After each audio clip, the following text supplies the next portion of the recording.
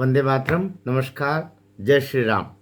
पूर्वोत्तर का राज्य आसाम सदैव से सबके निशाने पर रहा। सबके निशान से मतलब जो देश प्रेमी हैं वो वहाँ पर जो घुसपैठिए हैं उनसे कैसे असम को और देश को बचाया जाए उस चिंता में।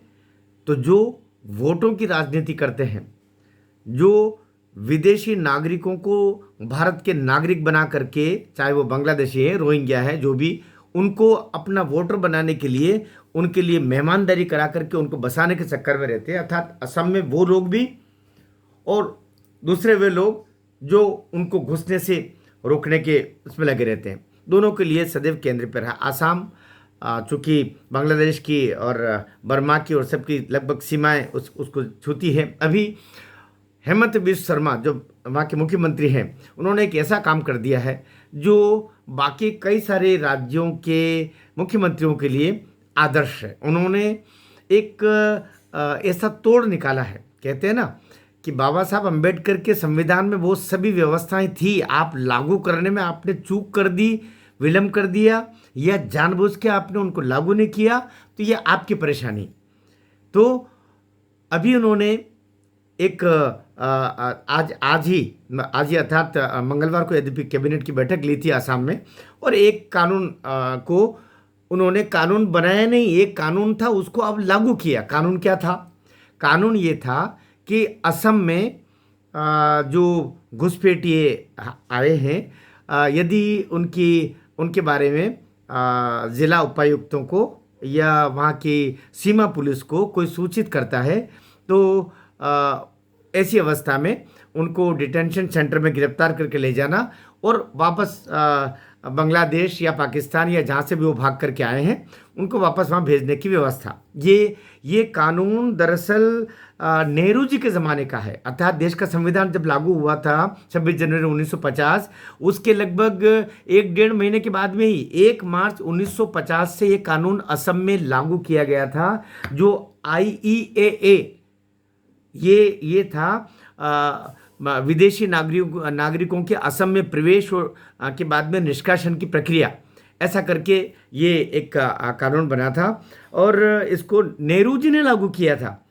और नेहरू जी ने लागू किया था दरअसल वहाँ की जो असम की सरकार थी, असम की सरकार के उस समय मुख्यमंत्री थे, ये बात चल रही है आज़ादी की ठीक बात, 1950 की बात चल रही है। उस समय वहाँ के मुख्यमंत्री असम के हुआ करते थे गोपीनाथ बारदोलोई ने नेहरू जी को इस घुसपैठी की प्रबल और भयानक समस्या से अवगत कराते हुए इस कानून की मांग की थी। तो केंद्र ने संविधान में ये कानून पास किया। वो लेकर असम के लिए विशेष कानून था। लेकिन बाद में ये असम सरकार के दबाव में नेहरू जी ये कानून लेके आए थे, याद रखिएगा।